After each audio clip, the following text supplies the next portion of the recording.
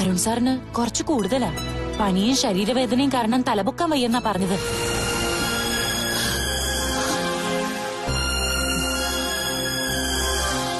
എന്നിട്ട് ആശുപത്രിയിലേക്കൊന്നും പോയില്ലേ? ഇല്ല. മോളൊന്ന് പോയി കാണുന്നത് നല്ലതാ. മോളുടെ പിന്നാലെ ഒരുപാട് നടന്നു, എന്നിട്ട് അയാളുടെ ആവശ്യം മാത്രം നടന്നില്ല. ആ വിഷമവും കാണും.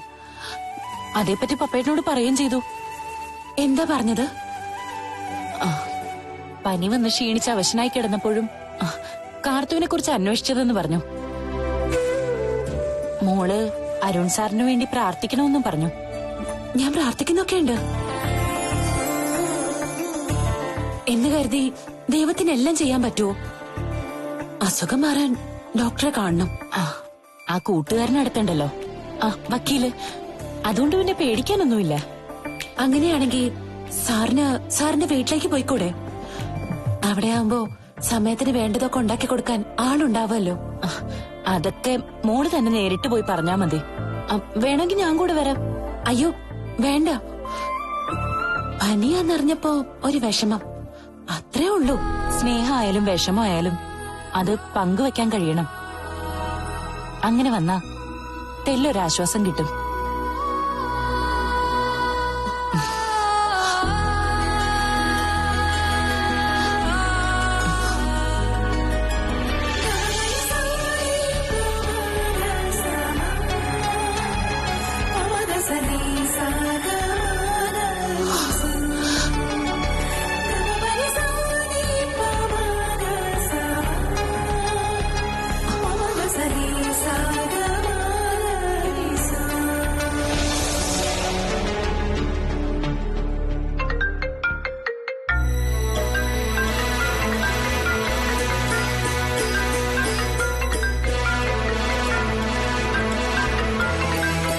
ഏട്ടത്തിയുടെ ഫോണിൽ നിന്ന് അനിയത്തി വിളിക്കായിരിക്കോ?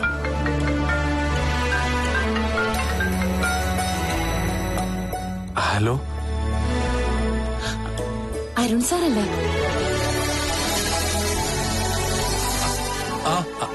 അതെ. നല്ല ചുമയുണ്ടല്ലോ. ചുമയും തൊണ്ടവേദന ഒക്കെ ഉണ്ട്. ചുട്ടുപൊള്ളുന്ന ചൂടും. എന്നിട്ട് പിന്നെന്താ ഒരു ഡോക്ടറെ കാണാഞ്ഞത്? വർഷത്തിലൊരിക്കൽ ഇങ്ങനെ ഒരു പനി വരാറുള്ളതാ. അത് 4-5 ദിവസം കഴിയുമ്പോ അങ്ങ് മാറും. അയ്യോ, അതങ്ങ് നിസ്സാരമായിട്ട് കാണരുത് സാറേ. ഒരു ഡോക്ടറെ കണ്ട് മരുന്ന് വാങ്ങിക്കഴിഞ്ഞാ അത്രയും സമാധാനമായി. കഷായമൊക്കെ കഴിക്കുന്നുണ്ട്, മാറുമായിരിക്കും. അല്ല, സാറിന്റെ നാളെന്താ? നാളെ വിശാഖം. അരുൺകുമാർ വിശാഖം. പേരുന്നാളും പറഞ്ഞ് അർച്ചന കഴിപ്പിക്കാനാണോ? അതെ. എങ്കിലെന്റെ പ്രസാദം ആരുടെങ്കിലും കയ്യിൽ കൊടുത്തുവിടണം. എങ്കിലേ ആ ഫലം കിട്ടൂ. ശരി, ഞാൻ വെക്കുവാ. ശരി കാർത്തു.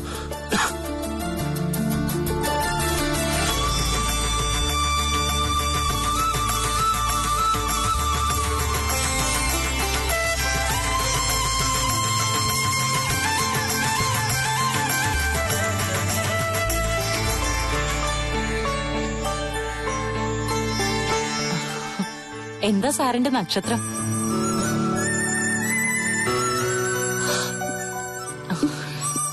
എന്തിനാ എന്റെ മോളെ ഇനി ഇങ്ങനെ ബലം പിടിക്കുന്നത്?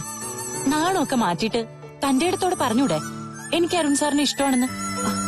ഇഷ്ടമല്ലെന്ന് ഞാൻ പറഞ്ഞോ? എങ്കിൽ സാറിന്റെ ആവശ്യം അംഗീകരിച്ചൂടെ? എന്തായാലും ഇപ്പൊ അതിനുള്ള മനസ്സില്ല. ഞാൻ അദ്ദേഹത്തിന്റെ സ്വഭാവം തിരിച്ചറിഞ്ഞിട്ട് അദ്ദേഹത്തെ ഒരുപാട് സ്നേഹിക്കുന്നുണ്ട്.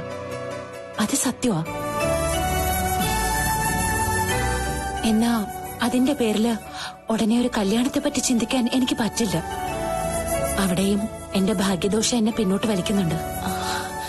അതൊക്കെ മോള് അരുൺ സാറിനോട് പറഞ്ഞതാണല്ലോ. അതൊന്നും അദ്ദേഹത്തിനൊരു പ്രശ്നമല്ലെങ്കിൽ പിന്നെ മോക്കെന്താ? അദ്ദേഹത്തിന് അതൊരു പ്രശ്നമല്ലായിരിക്കും. എന്നാ കണ്ണേട്ടനെ പോലൊരു വിധി അരുൺ സാറിനുണ്ടായാ അതെനിക്ക് സഹിക്കാൻ പറ്റില്ല. നമ്മൾ സ്നേഹിക്കുന്നവർ സന്തോഷത്തോടെ കഴിയണം, അത് കാണണം. അതല്ലേ നമുക്ക് വേണ്ടത്. ആ, എന്നാ കേട്ടോ, ഇപ്പൊ അരുൺ സാറിന്റെ സന്തോഷം മോള് വിവാഹത്തിന് സമ്മതിച്ചു എന്നൊരു വാക്കാ.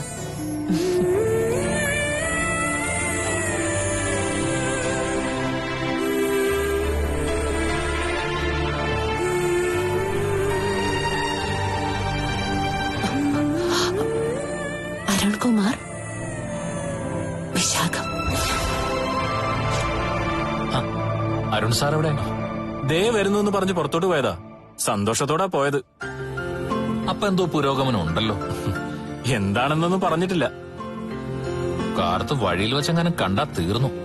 സ്നേഹിക്കുന്ന ആള് കള്ളം പറയുന്നത് ഒട്ടുമിക്ക പെണ്ണുങ്ങൾക്ക് ഇഷ്ടമല്ല.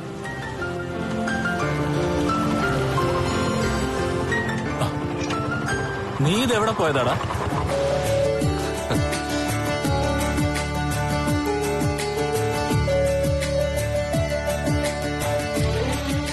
അരുൺ കുമാർ വിശാഖ നക്ഷത്രം.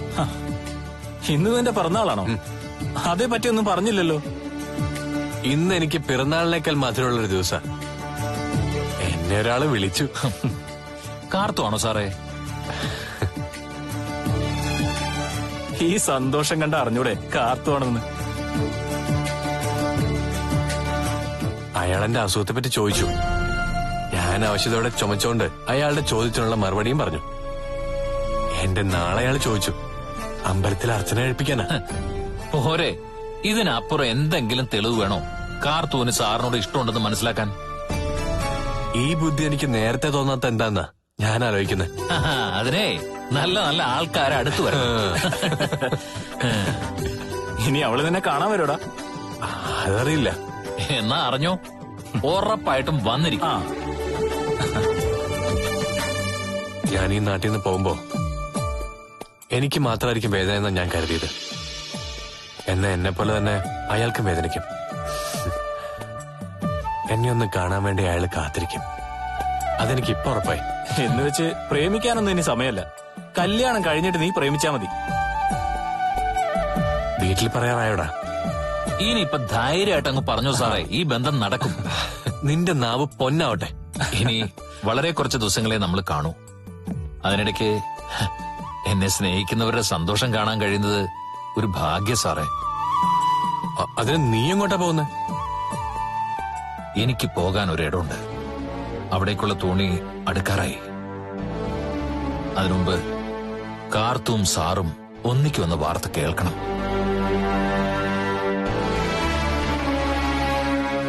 എന്റെ കാര്യം വിട്ടുകള.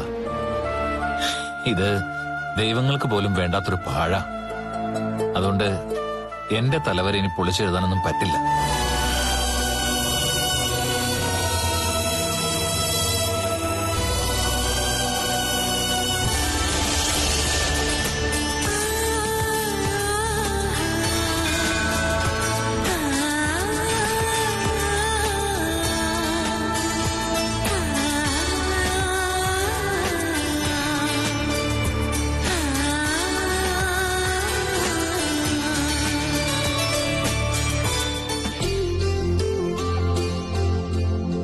ഒരർച്ചന വേണമായിരുന്നു. പേരും നാളും പറഞ്ഞോളൂ. അരുൺകുമാർ, വിശാഖ നക്ഷത്രം. ആഹാ, നാളും അറിഞ്ഞു അല്ലേ?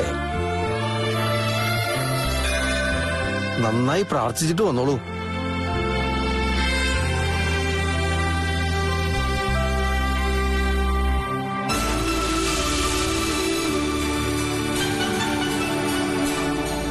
അരുൺ സാറിനോട് എന്തെങ്കിലും തെറ്റ് ചെയ്തിട്ടുണ്ടെങ്കിൽ, അദ്ദേഹത്തെ വേദനിപ്പിച്ചിട്ടുണ്ടെങ്കിൽ ഓർക്കണേ ദേവി.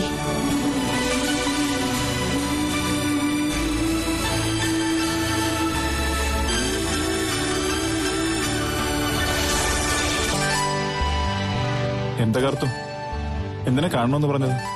അല്ല, അത് വീടെവിടാ? എന്റെയോ? എന്റെ വീട് കാർത്തൂന് അറിയില്ലേ? അതല്ല, ഞാൻ അരുൺ സാറിന്റെ. ഓ ഓ ഓ, അല്ല, അരുൺ സാറിന് വേണ്ടി നന്നായി പ്രാർത്ഥിച്ചായിരുന്നോ? അർച്ചനയൊക്കെ കഴിപ്പിച്ചായിരുന്നു. ഒരാൾക്ക് വയ്യാതെ വരുമ്പോ അയാൾക്ക് വേണ്ടി പ്രാർത്ഥിക്കുന്നതും വഴിപാട് കഴിക്കുന്നതും തെറ്റാണോ? അയ്യോ, തെറ്റാന്ന് ഞാൻ പറഞ്ഞോ? അങ്ങനെ തന്നെ വേണ്ടത്. ഇവിടുന്ന് ഒരു 1/2 കിലോമീറ്റർ പോകുമ്പോ ആത്മാവ് ജംഗ്ഷനായി. അതെനിക്കറിയാം പപ്പേട്ട. അവിടെ ഒരു അമ്പലം ഉണ്ടല്ലോ. ആ അമ്പലത്തിനോട് ചേർന്ന് ലെഫ്റ്റിലേക്ക് റോഡില്ലേ, അവിടുന്ന് ഒരു കഷ്ടിച്ച് 200 മീറ്റർ പോയാ വലതുവശത്തെ 3ാമത്തെ വീടാ. കണ്ടുപിടിക്കാൻ വലിയ പ്രയാസമൊന്നുമില്ല, ദൂരവും കുറവാ. അല്ല, ആദ്യമായിട്ടായതുകൊണ്ട് വേണമെങ്കിൽ ഞാൻ കൊണ്ടുവിടാം. വേണ്ട പപ്പേട്ട, ഞാൻ നടന്നു പോയിക്കോളാം. മോളവിടെ ചെല്ലുമ്പോഴേ ലോകം പിടിച്ചടക്കിയ സന്തോഷമായിരിക്കും അരുൺ സാറിന്. എന്നുവെച്ചാ അങ്ങനെ ഒരു വരവ് ഒരിക്കലും സാറ് പ്രതീക്ഷിക്കുന്നില്ല. നമുക്കിഷ്ടമുള്ള ഒരാൾക്ക് അസുഖം വരുമ്പോ അത് അറിഞ്ഞിട്ടും പോവാതിരിക്കുന്നത് തെറ്റല്ലേ? പിന്നല്ലേ, അങ്ങനെയുള്ളപ്പോ അവരെ വിളിക്കണം, പോയി കാണണം. അല്ല, മോൾ അരുൺ സാറിനെ വിളിച്ചിട്ടുണ്ടായിരുന്നല്ലേ?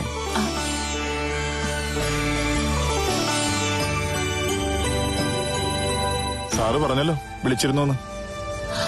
അത് ഫോണിലൂടെ പറയുമ്പോ സാറിന്റെ മുഖത്തുണ്ടായ സന്തോഷം എനിക്ക് കാണായിരുന്നു. അത്രയ്ക്ക് ആഹ്ലാദത്തോടെ സംസാരിച്ചത്. ആദ്യം വിളിച്ചു പറഞ്ഞോ? പറഞ്ഞതുകൊണ്ടല്ലേ ഞാൻ അറിഞ്ഞത്. സാറ് കാർത്തൂനെ മനസ്സിൽ പ്രതിഷ്ഠിച്ചുകൊണ്ട് നടക്കാൻ തുടങ്ങിയിട്ട് നാള് കുറേയായി. അതുകൊണ്ട് കാർത്തൂനെ കുറിച്ച് കേൾക്കുന്നതും സംസാരിക്കുന്നതും സാറിന് ഏറെ ഇഷ്ടമാ. ഞാൻ പോയിട്ട് വരാം പപ്പേട്ട.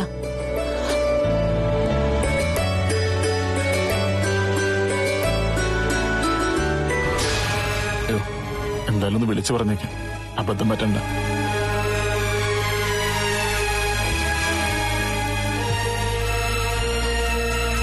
ചേടാ, കുഴഞ്ഞല്ലോ. ആ വക്കീലിന്റെ നമ്പർ ആണെങ്കിൽ എന്റെ കയ്യിലില്ല.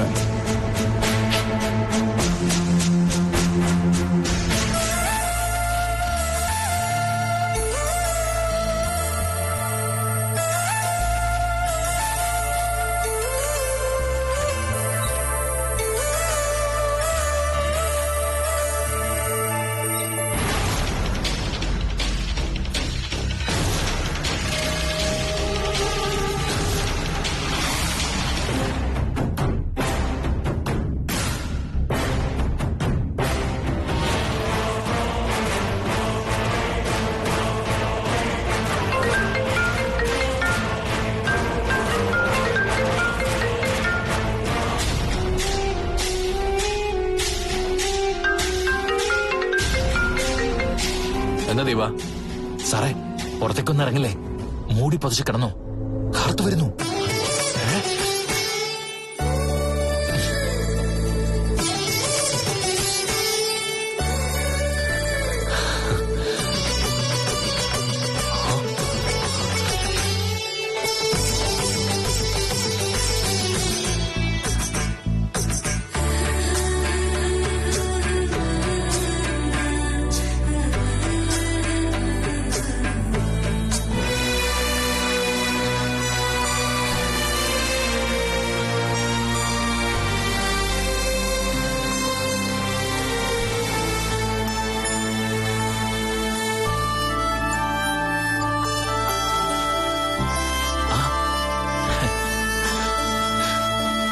ഇതാര്, കാർത്തോ?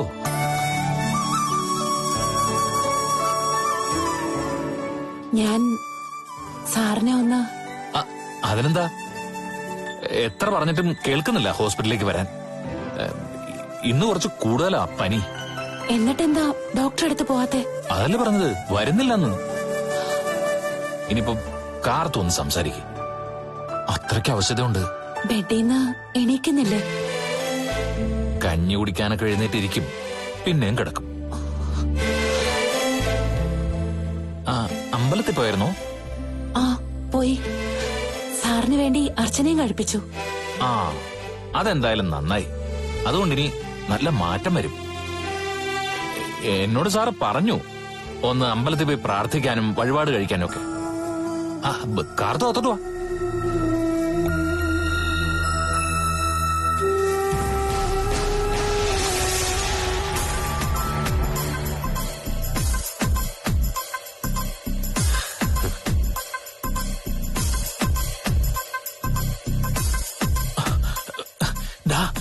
അവള് മുകളിലേക്ക് കയറി വരുന്നുണ്ട്, കൊള്ളമാക്കരുത്, നന്നായിട്ട് അഭിനയിച്ചോണേ. കൺഗ്രാറ്റ്സ്. ഒരാള് കാണാൻ വന്നിട്ടുണ്ട്.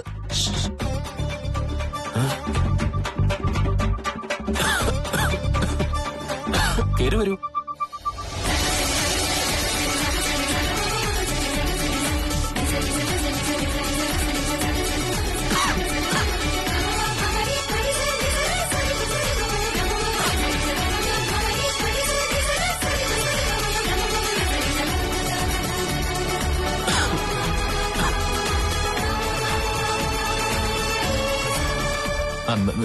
ചെല്ലു കറുത്തു.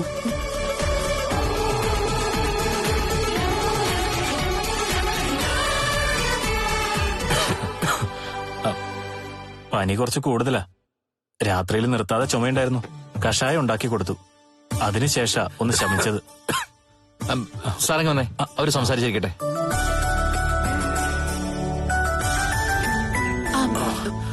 വേണ്ട, എഴുന്നേക്കണ്ട. കുഴപ്പമില്ല, കാർത്തു ഇരിക്കേ.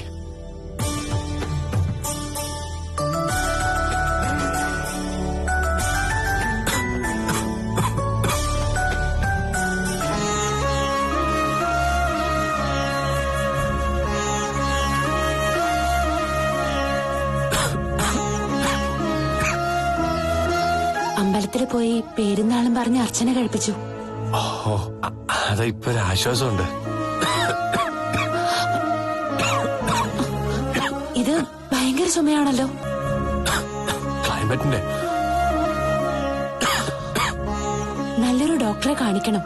ആശുപത്രിയില് 1-2 ദിവസം കിടക്കണമെങ്കിൽ കിടക്കാൻ വേണം. പരമാവധി പോവാതിരിക്കാൻ നോക്കുക. ഇപ്പോഴത്തെ സാഹചര്യത്തില് അങ്ങോട്ട് പോവാതിരിക്കുന്ന നല്ലത്. എന്നാ ഏതെങ്കിലും ഡോക്ടർമാരെ അവരുടെ വീട്ടിൽ പോയി കാണാം. നോക്കാം. എന്നാലും കാർത്തു ഇങ്ങോട്ട് വന്നത് അത്ഭുതമായി. പപ്പേട്ടൻ പറഞ്ഞു പനി കൂടുതലാണെന്ന്.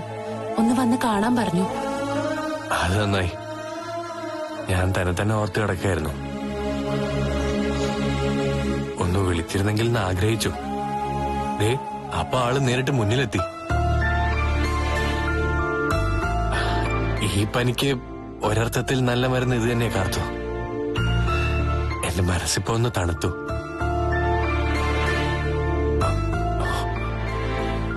ചൂടൊക്കെ കുറഞ്ഞു.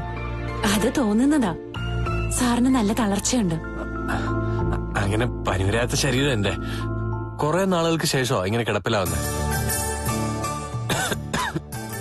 അഖില് പറഞ്ഞ നേരാ. ഇന്നലെ ചുമ കാരണം ഉറങ്ങാൻ പറ്റിയില്ല. അവനെ ഉറക്കിയിട്ടില്ല. പിന്നെ നേരം വിളിക്കുന്നതിന് മുമ്പ് ദീപനെത്തി 2 കൂടി തുളസിയിലയും കുരുമുളകും കൂട്ടി കഷായം ഉണ്ടായിക്കൊണ്ടിരിക്കായിരുന്നു. കഞ്ഞിയും കഷായം വേണമെങ്കിൽ ഉണ്ടാക്കി പപ്പേട്ടന്റെ കയ്യിൽ കൊടുത്തു വിടാം. അയ്യോ വേണ്ട. അതിന്റെ പേരിൽ ഇനി കാർത്തു അവിടെയുള്ളവരുടെ വാലിരിക്കണ കേക്കണ്ട. ഇന്ന് നേരത്തെ ക്ഷേത്രത്തിൽ പോയല്ലേ? ആദ്യമായിട്ട് വീട്ടിൽ വന്നല്ലേ. ഞാൻ കാപ്പി എടുക്കാൻ പറയാം അഖിലിനോട്. അയ്യോ വേണ്ട, സാർ എണീക്കണ്ട.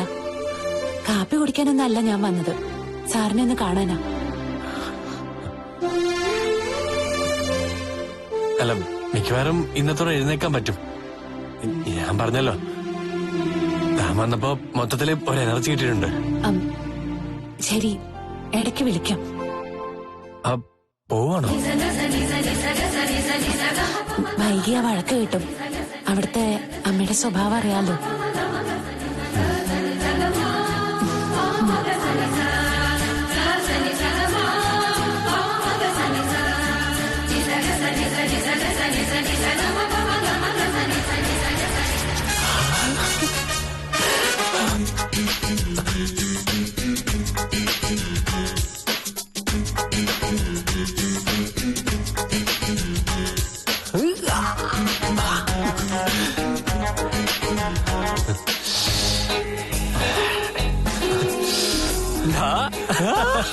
അവന്റെ ഒരു സന്തോഷം കണ്ടില്ലേ? എടാ, ഞാൻ കണ്ട സ്വപ്നം നല്ലല്ലോ. അല്ലാന്നേ, നേരിട്ടല്ലേ കണ്ടത് സ്വപ്ന സുന്ദരിയെ. നീ സന്തോഷിക്കടാ.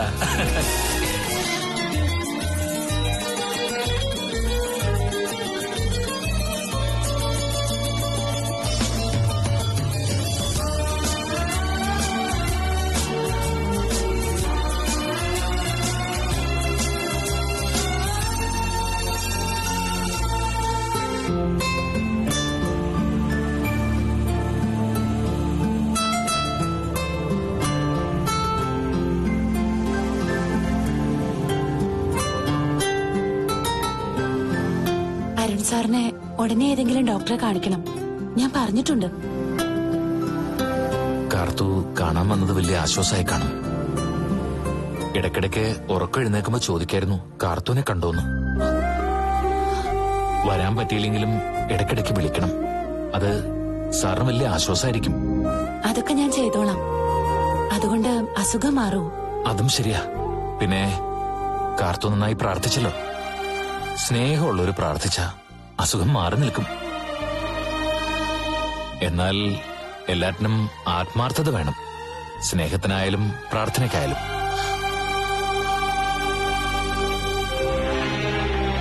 അവിടെ ഒരുത്തിയുടെ കാര്യം അറിയാലോ.